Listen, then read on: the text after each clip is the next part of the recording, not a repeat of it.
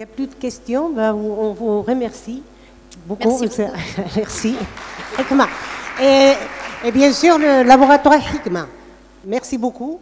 Et maintenant, on va appeler notre ami, M. Pigeriès, de nous rejoindre. Et pour ne pas vous laisser tout seul, on va rester avec vous.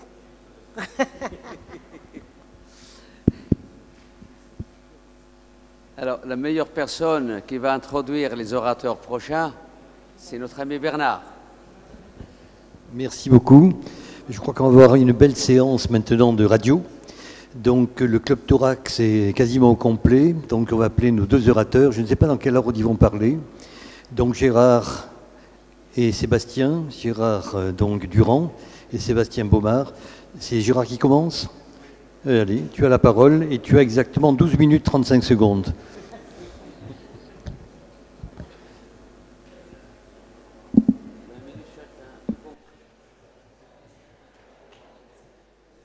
Alors pourquoi j'ai pas d'image?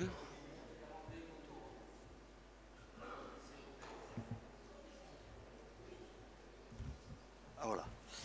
Bien, bonjour. Merci aux organisateurs de m'avoir invité.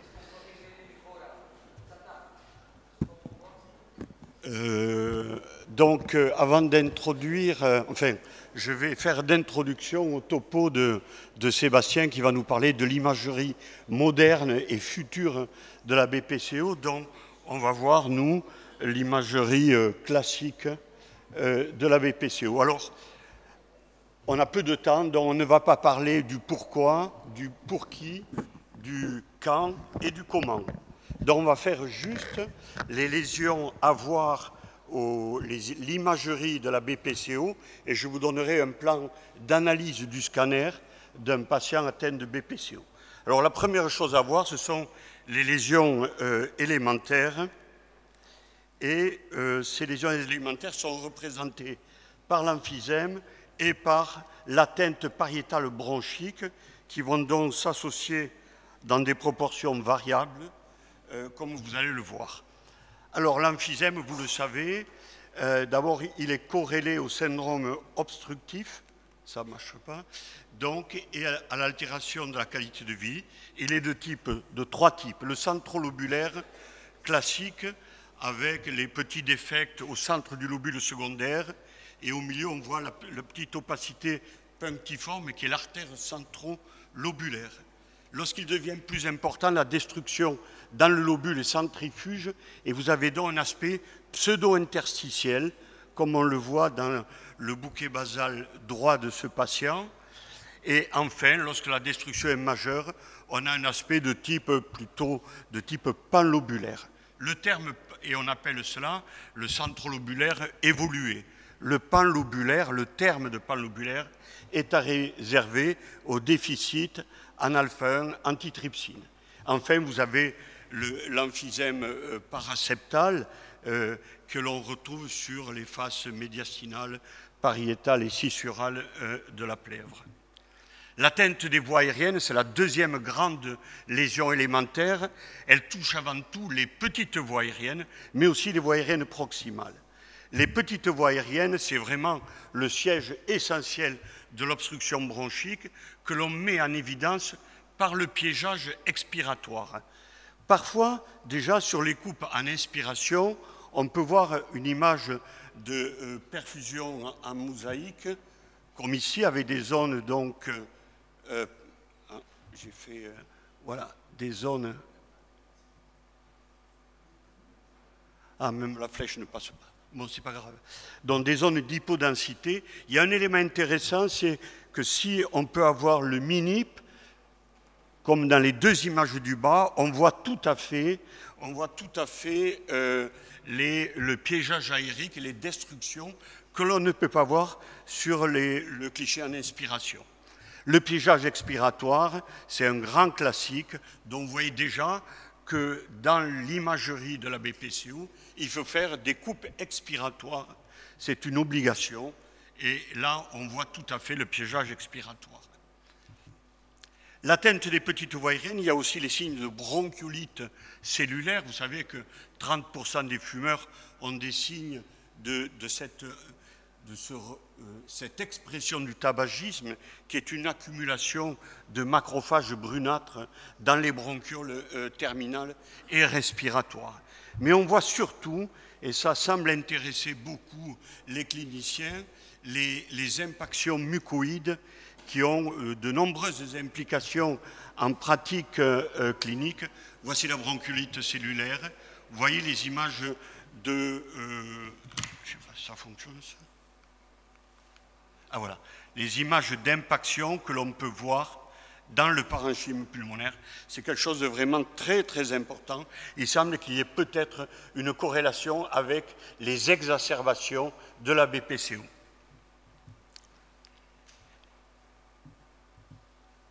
L'atteinte des voies aériennes proximales, eh bien oui, dans la BPCO, nous avons un épaississement de la paroi des bronches, bien évidemment, que l'on retrouve, que l'on analyse de façon un petit peu empirique. Hein, lorsqu'on voit les scanners, Sébastien nous dira un petit peu ce que l'on peut voir, ce que l'on verra dans le futur. Bien sûr, il peut y avoir des faux positifs en fonction de plusieurs éléments que vous avez ici. Alors, deuxième élément, on a vu les lésions élémentaires, donc c'est facile, hein, le parenchyme avec l'emphysème et les bronches distales et proximales. Et puis on a les lésions associées, élément essentiel parce que ça modifie la sémiologie, ça peut aggraver le pronostic et ça peut modifier le traitement. Voilà ce qu'il faut regarder lorsqu'on a une BPCO. Les bulles, l'encombrement, la dyskinésie trachéobronchique, avec deux maladies, les diverticules, les DDB et l'atteinte infiltrative. Les bulles, vous les connaissez, ce qui est intéressant à savoir, c'est qu'elles ont une vie propre, elles peuvent saigner, elles peuvent avoir un effet de masse sur l'atrium droit, un effet de masse sur le lobe moyen, elles peuvent se remplir, elles peuvent parfois se rompre, donc tout ça, c'est connu. L'encombrement, on l'a vu, il faut toujours rechercher l'encombrement, car un patient encombré, les traitements bronchodilatateurs inhalés auront moins d'effet. Et on le voit ici, l'encombrement dans le tronc intermédiaire, une impaction. Il y a là le signe de la double artère. En scanner, l'opacité vasculaire qui est au contact d'une bronche est obligatoirement une artère. Obligatoirement. Et donc, lorsque la bronche se remplit, on a l'impression d'avoir deux artères côte à côte. C'est le signe de la double artère. Là, j'ai trouvé juste elle est presque remplie, mais pas entièrement.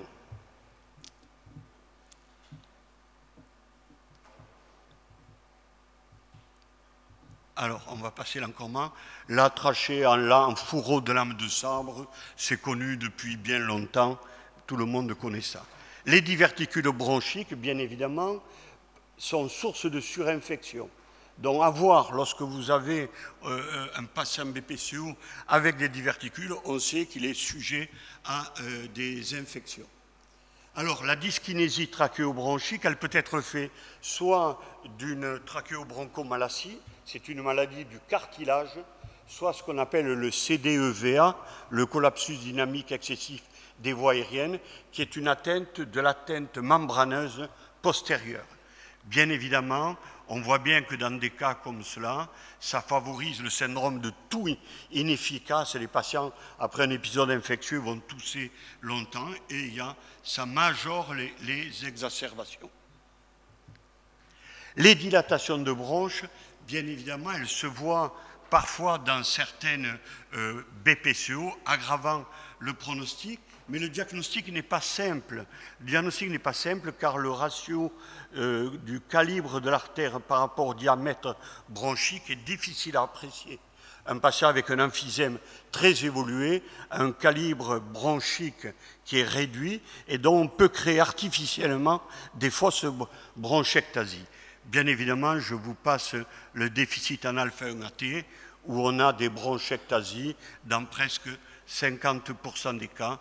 Voici le patient avait la destruction emphysémateuse à gauche et les bronchectasies à droite.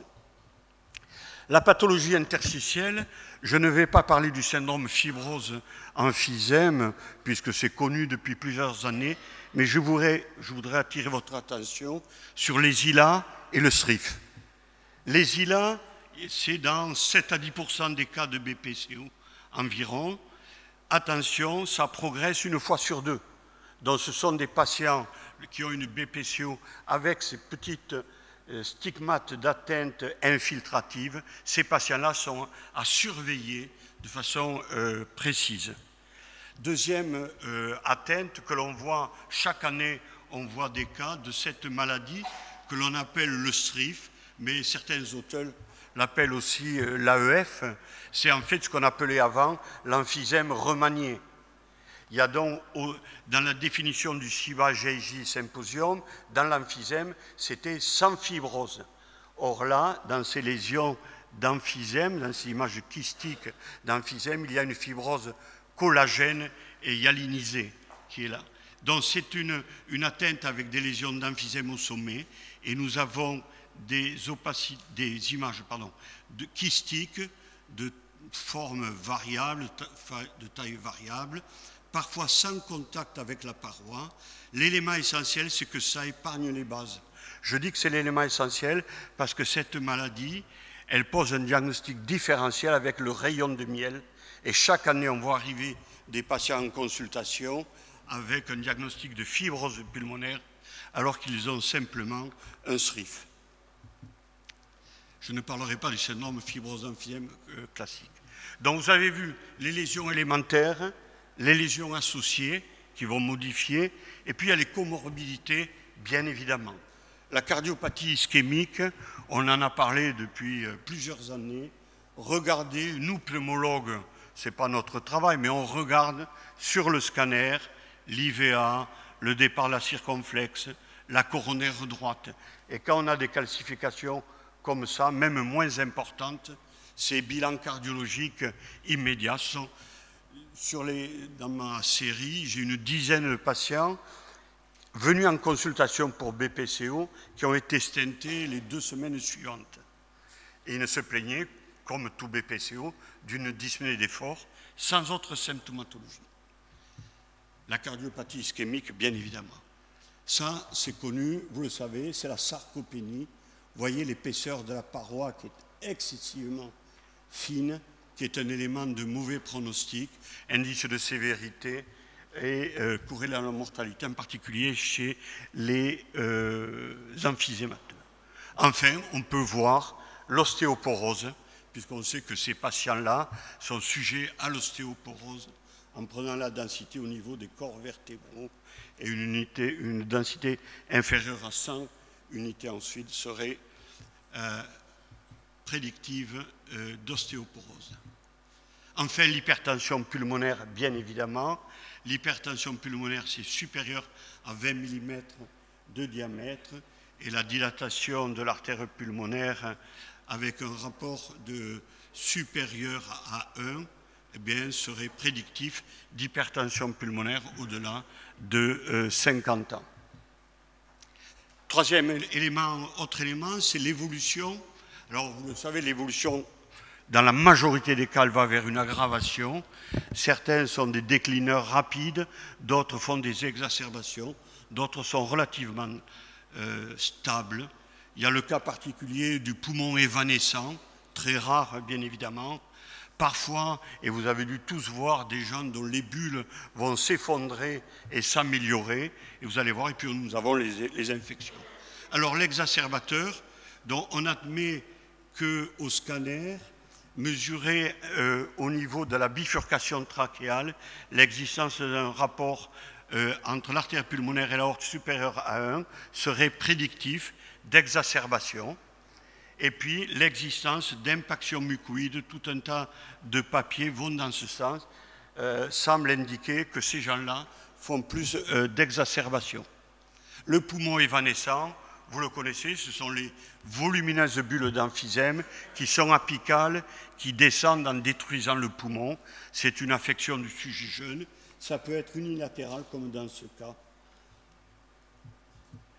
L'amélioration, je vous montre ce cas parce que j'en ai vu 2 fois. C'est donc un patient qui a été opéré à gauche, qui a été, on a fait une exérèse de bulles, il a été talqué, un profil spirométrique de BPCO, et puis vous voyez à droite la volumineuse bulle avec compression, mais comme il avait un mauvais souvenir de son intervention à gauche, il n'a pas voulu se faire opérer, bien lui en a pris, parce qu'un jour il a eu une douleur à droite, donc vous voyez la bulle avec les niveaux liquidiens dans la bulle, et puis quand on le suit petit à petit, la bulle disparaît, et il n'a plus actuellement de critères spirométriques de BPCO, même si le parenchyme est très altéré par ailleurs, bien évidemment. Et c'était un saignement dans la bulle. Les syndromes alvéolaires, pour vous, mais ça vous le savez, pour vous dire que l'exsudat alvéolaire va occuper les zones saines en respectant les espaces emphysémateux, ça donne donc un aspect pseudo-cavitaire ou pseudo-rayon de miel très trompeur, comme dans ces cas-là. Et puis, souvenons-nous que les images chez l'emphysémateux vont régresser sur plusieurs mois, parfois plusieurs années, puisque cette patiente, 2 ans après, a juste cette lésion qui est encore en cours de régression. Parfois, bien évidemment, l'infection prend un aspect plutôt inquiétant lorsqu'on la voit pour la première fois, et puis après antibiothérapie, tout disparaît.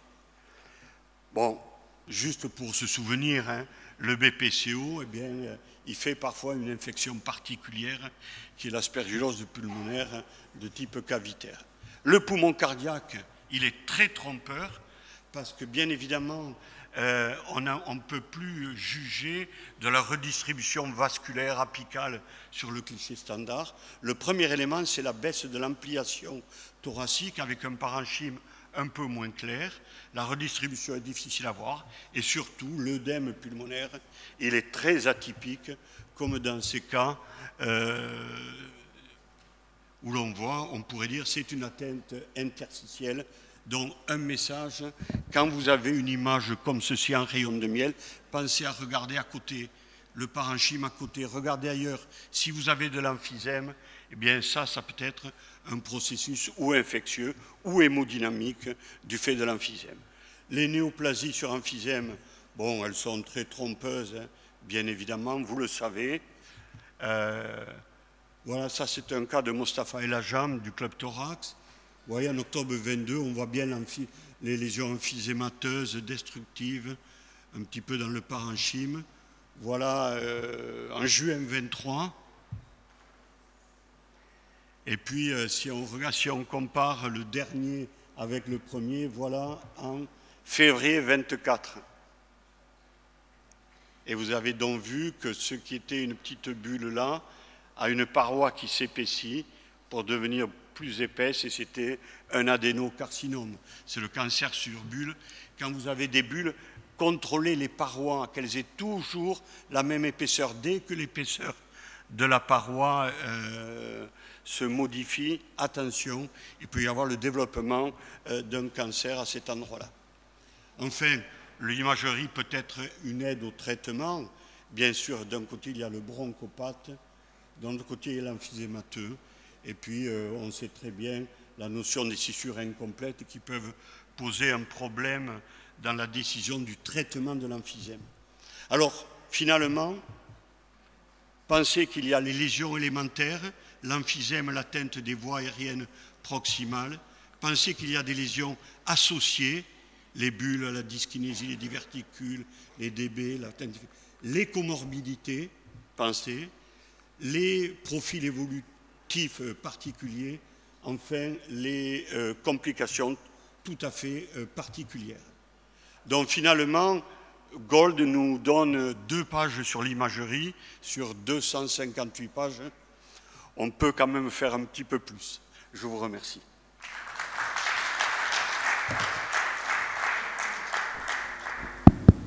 Merci beaucoup Gérard. Maintenant c'est Sébastien Brovard qui va venir. Alors après les vieilleries, les nouveautés. Les nouveautés.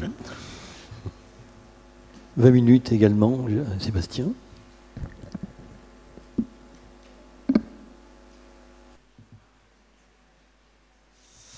Alors c'est vrai, Gérard, qu'on entre dans un nouveau paradigme depuis quelques années.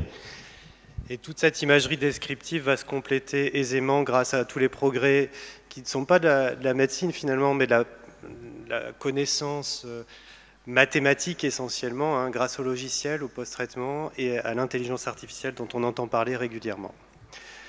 Alors finalement, ce paradigme, c'est quoi aujourd'hui? C'est de plus parler d'imagerie descriptive, mais de biomarqueurs en imagerie. Alors les biomarqueurs, vous êtes habitués à en entendre parler en biologie, hein, c'est des dosages sanguins, la corrélation du PSA avec le cancer de la prostate. Eh bien l'idée, et le travail qui se fait actuellement en imagerie, notamment thoracique, c'est de passer de ces modèles biologiques à des applications en imagerie. Alors les questions qu'il faut se poser en parallèle, c'est quelle est la validité de ce qu'on va décrire, hein. Il faut faire très attention à avoir un sens aux descriptions et puis de bien connaître les facteurs qui vont influencer ces marqueurs. Et je vais vous exposer un petit peu ce qui se passe en termes d'applications cliniques actuelles. Alors rappelons ce que c'est qu'un biomarqueur, hein. C'est quelque chose de mesurable évidemment, objectivement, ça c'est un mot important. Et puis ça doit être indicateur de quelque chose qui a du sens, c'est-à-dire un processus biologique normal, physiologique ou pathologique. Et puis pour vous, ce qui est extrêmement intéressant et utile, c'est de voir en quoi ces biomarqueurs ne sont pas que descriptifs, mais permettent de faire du monitoring de traitement. Alors le point clé, c'est surtout ne pas mesurer du bruit, hein, parce qu'on est capable de mesurer énormément de choses, mais il faut que ça ait du sens. Et puis, je le répète, ça doit être mesurable objectivement et il ne doit pas y avoir d'influence de la météo ou du lecteur. Alors, ça sert à quoi? Ça sert à poser un diagnostic. Vous utilisez les épreuves fonctionnelles respiratoires pour décrire la BPCO. Pourquoi pas utiliser un marqueur quantitatif d'imagerie pour le redéfinir ou redéfinir un sous-type, un phénotype. Ça peut être aussi utile dans le diagnostic prédictif. Ce patient est à haut risque de décompensation, d'aggravation. Il va falloir maximiser les prises en charge médicales et paramédicales, ou bien de donner des critères pronostiques également. Enfin, et je l'ai dit, hein, ça sert d'évaluateur de critères de pronostic sous traitement.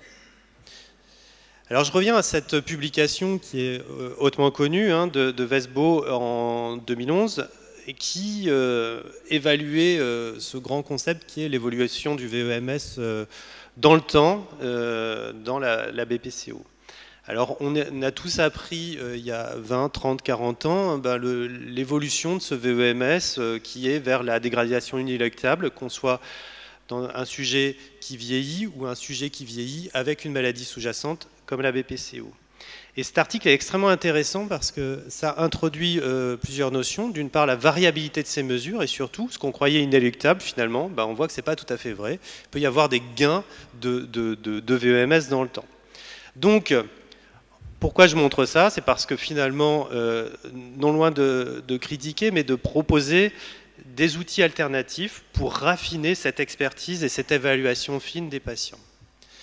Donc, déjà en 2010, les équipes radiologiques se sont attelées à la question de s'organiser dans les descripteurs, puisque on le verra, il y a beaucoup de choses potentiellement utiles ou pas vraiment.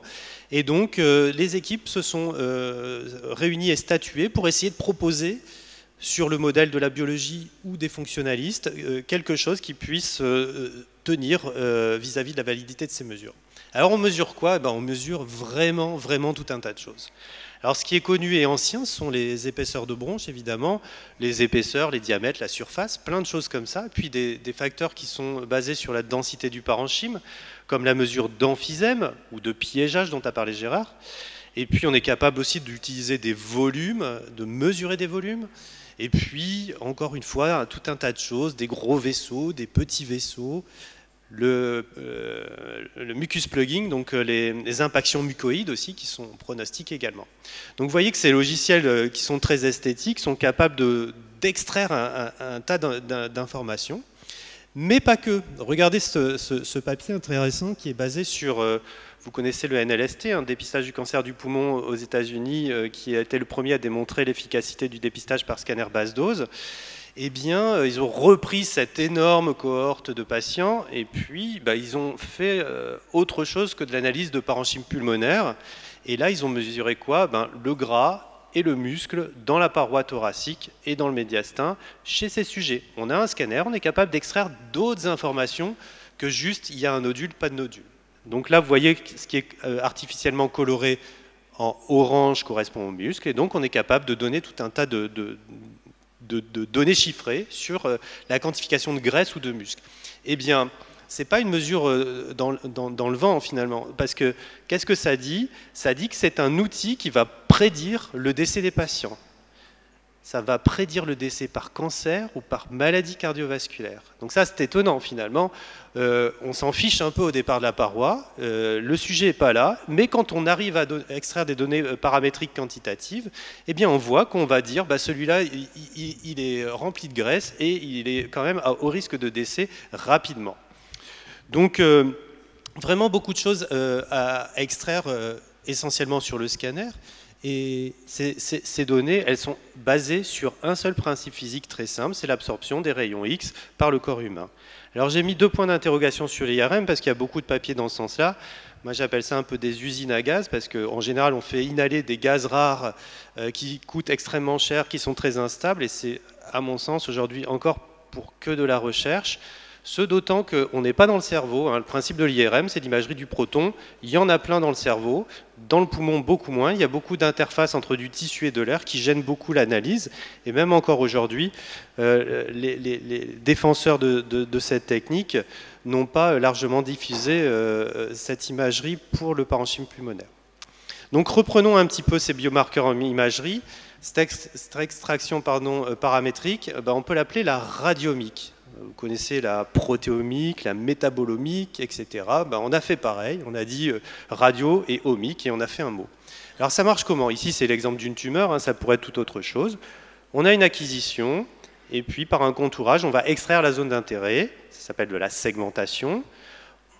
Il va y avoir une première phase de traitement de l'information par discrétisation des niveaux de gris. Ça, c'est du jargon un peu de radiologie. En gros, on va homogénéiser l'information, puis le passer dans la moulinette d'algorithmes. Alors là, c'est écrit intensity, shape, texture. En fait, ce logiciel, il va extraire des choses qu'on ne voit pas et qu'on n'est pas capable de mesurer avec un décimètre. C'est des paramètres de texture du parenchyme pulmonaire, soit. Et puis là, c'est l'autre moulinette, c'est celle des statistiques. Et vous voyez ce joli tableau contemporain, c'est juste un amas de données sur une heatmap, et donc ça correspond à des centaines, voire des milliers de données. Et donc on ne peut pas travailler en statistique avec des milliers de données pour donner du sens. Donc il y a une réduction des descripteurs, ça c'est encore du traitement mathématique et statistique. Et puis on va extraire quelques informations pertinentes après en avoir colligé des centaines, et on va les corréler à ce que vous voulez.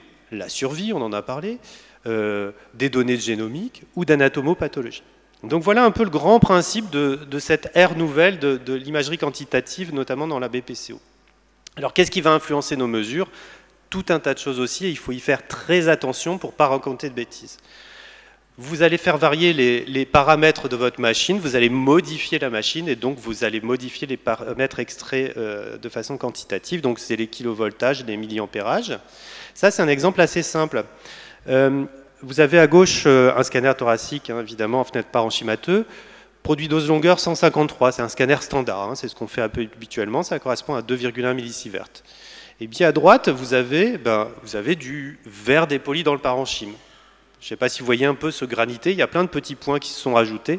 C'est le même patient, c'est quelques minutes après. Par contre, ce qui a été modifié, ce sont les paramètres tels que le kilovoltage et l'ampérage. Et donc, on est passé de 2,1 millisievert à 0,17. Et là, on génère du bruit. C'est facile à repérer puisque vous avez aussi ce granité autour du patient. Vous voyez, l'air autour, il n'est pas homogène comme dans l'image de gauche. Donc, méfions-nous de ces paramètres.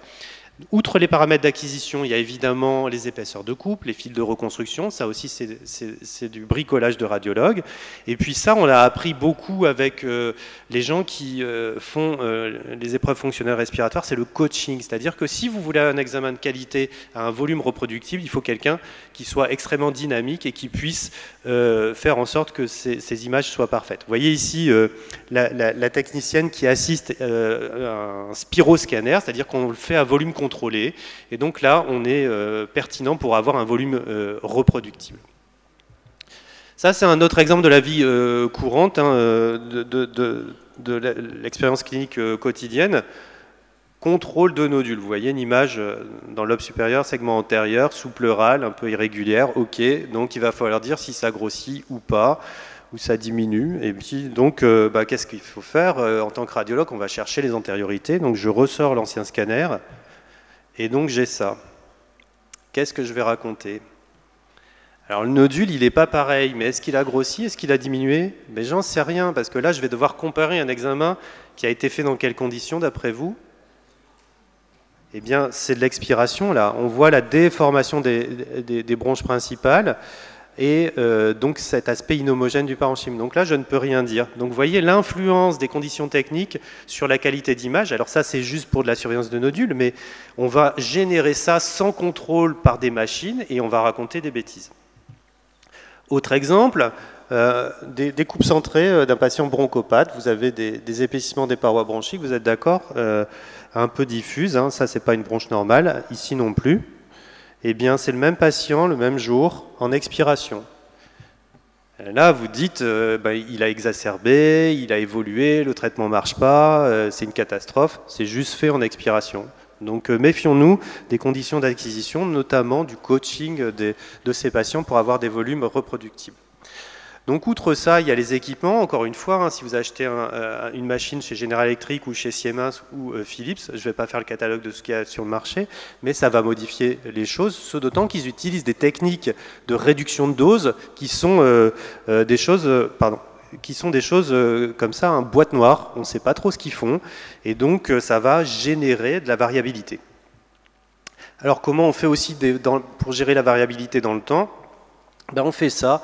On passe ce qu'on appelle des fantômes dans la machine pour voir, comme quand on surveille les équipements d'épreuves fonctionnelles respiratoires, il y a de la maintenance, il faut vérifier que les images demeurent stables dans le temps. Ensuite, l'autre problématique, c'est qu'est-ce qu'on va utiliser comme logiciel, parce qu'on a vu qu'il fallait extraire ces images et on ne le fait pas à la main, donc il y a des logiciels qui vont faire ça. Alors c'est très joli, ça fait des reconstructions dans tous les sens et puis ça affiche un catalogue d'informations, épaisseur de paroi, de surface, et puis des mesures normalisées comme wall area % ou PI10. Et donc, ça, c'est sujet aussi à erreur, hein. Donc, le principe de base, c'est toujours basé sur l'absorption des photons X. Et donc, le petit schéma qui est ici montre en orange le principe. Le logiciel va détecter le centre de la bronche et va faire une sorte d'analyse radiaire à partir du centre et détecter les contours de la paroi. Alors, vous voyez qu'il y a des moments, quand il y a un vaisseau à côté, c'est de la densité. Voilà, vaisseau à côté de paroi, visuellement et quantitativement, c'est la même chose. Donc, c'est reconstruit un petit peu post-hoc. Donc, voilà en A une image de bronche reconstruite automatiquement avec le cerclage de la paroi. C'est parfait. C'est un bon résultat. En B, vous avez un problème de détection de contours internes. Donc, le tracking de cette bronche est mauvais. En C, également. Et puis, le D, c'est mauvais aussi. Donc, il y a des erreurs de logiciel. Et le logiciel, il ne vous dit pas « je me suis planté », il va donner des mesures. Donc, il faut que ça soit toujours vérifié. Donc, on a vu les mesures de paroi. Voici les mesures de densité. Alors c'est très joli, hein, on envoie ça un petit peu sur les reconstructions pour que ça soit esthétique. C'est pas du tout le but, hein. Ça c'est quoi en bleu? C'est le codage des densités inférieures à moins 950 unités Hounsfield. Les unités Hounsfield, pardon, sont les unités de mesure de densité faites par M. Hounsfield quand il a créé le scanner. Et donc on est capable de déterminer en corrélation avec l'anatomopathologie que ce seuil correspond à de l'emphysème. Donc ici, il y en a pas mal, mais parfois, si vous avez des mauvaises manœuvres inspiratoires, vous pouvez un petit peu avoir des problématiques d'expiration. Alors, on dit que le trapage, c'est pas ce seuillage-là, mais c'est jamais parfait, donc il faut se méfier. Pour autant, cette patiente, je vais vous montrer un petit peu ses résultats. Alors ça, c'est un logiciel, peu importe, hein, ils ont tous une façon de s'exprimer. Le but n'est pas de voir détailler les chiffres, je vais vous les exprimer. Le premier, c'était en 2016, le second tableau en 2022, et le dernier en 2024. Ce que j'ai surligné en jaune, c'est le pourcentage de volume d'emphysème, et on voit que progressivement, il passe de 10 à 15 à 34. On ne connaît pas les seuils, on ne connaît pas à partir de quand c'est significatif, mais ça va toujours dans le même sens, celui de la détérioration, et en parallèle, vous voyez le VEMS, 1,25 litre en 2016, passe à 1 litre en 2022, puis à 0,88 en 2024, donc ça semble avoir du sens. Alors, on est nombreux à s'interroger, à la fois les radiologues, mais aussi les pneumologues, évidemment, sur à quoi ça sert, comment s'en servir. Et donc, ça, c'est le Blood Journal en 2023, qui reprend un peu l'article de 2020, qui s'interroge sur le sens à donner à ces mesures. Est-ce que ça a de la validité pour surveiller ces patients, et notamment dans des protocoles de recherche? Et donc, leur conclusion est toujours très prudente.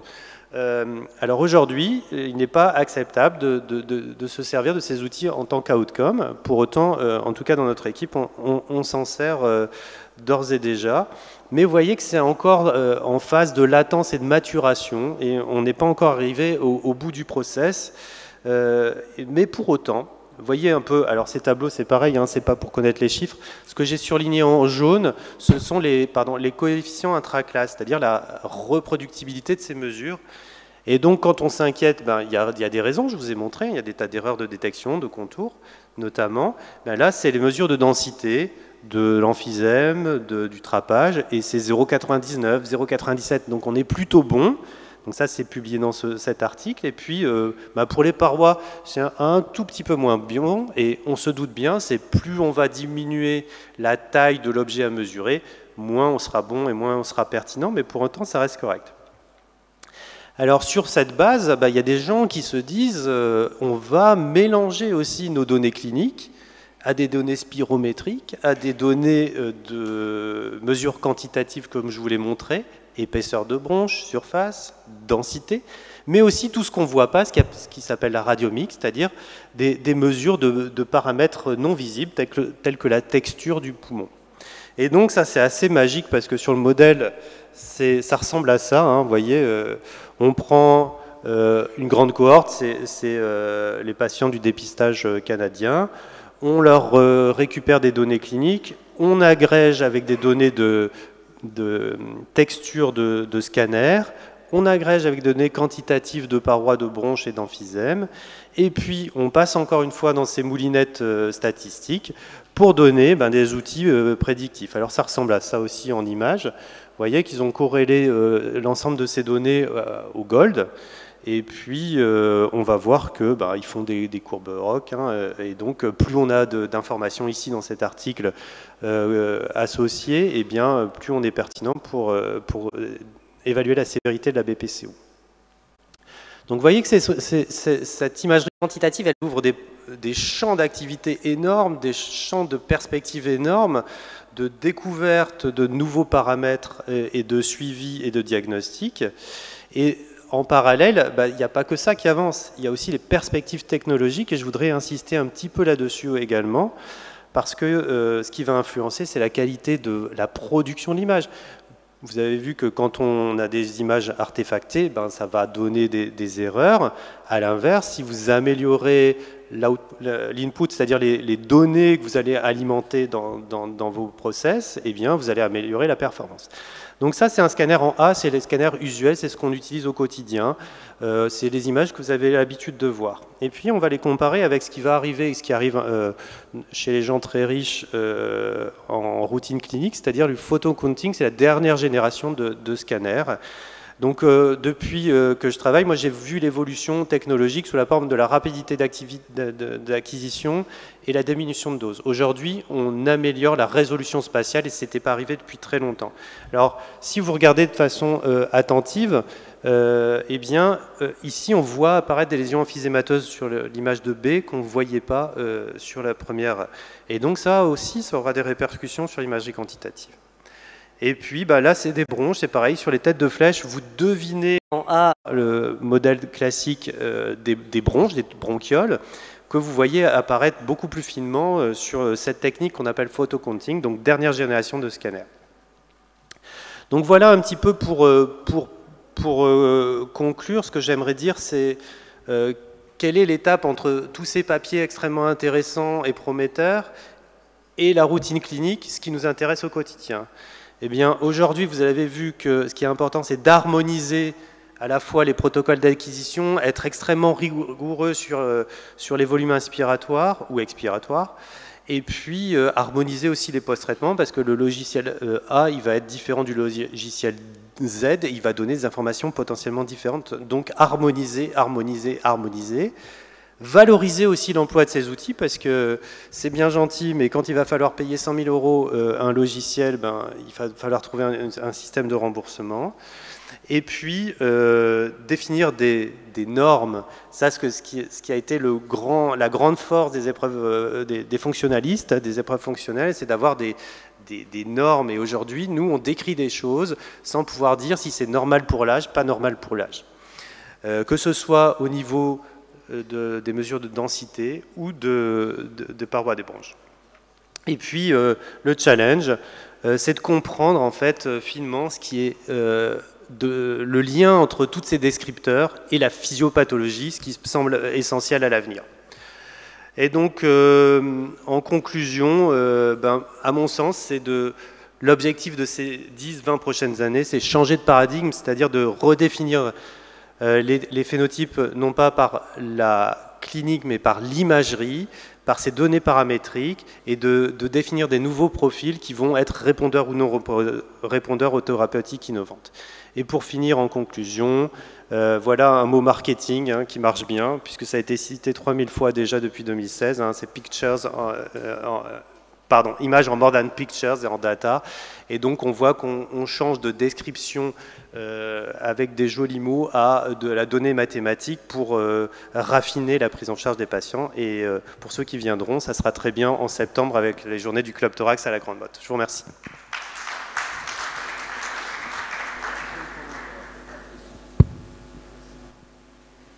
Merci beaucoup. Voilà, merci beaucoup, c'est passionnant.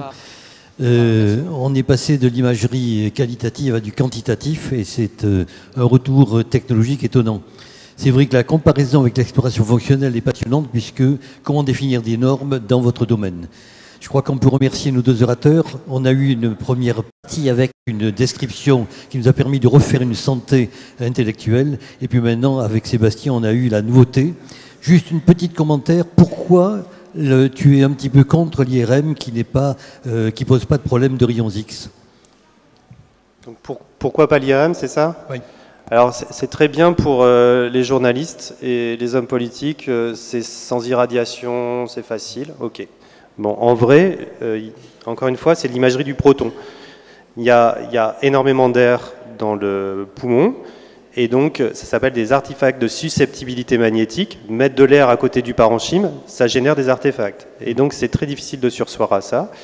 Et donc on n'arrive pas à avoir cette performance de résolution spatiale qui fait qu'on est capable de faire un peu des analyses de volume respiratoire, un peu des gaz tracés, mais on n'est pas capable d'avoir de l'anatomie, ce d'autant que l'avancée du scanner nous offre des perspectives de plus en plus fines. On descend à moins de 0,6 mm pour la résolution. Merci, je crois qu'on peut applaudir nos deux orateurs. Et on va manger. Je rappelle le programme social de demain. Tâchez de vous inscrire. Les places sont limitées. Soit à Silla, une visite à Silla, soit la ville de Tanger. Bon appétit. Et la reprise sera effective à 14h30, s'il vous plaît. Juste un mot. Merci. Un mot pour ceux qui ne pourront pas venir au Club Thorax à la Grande Motte. On refait le Club Thorax, bien évidemment, ici au Maroc, en début d'année 2026.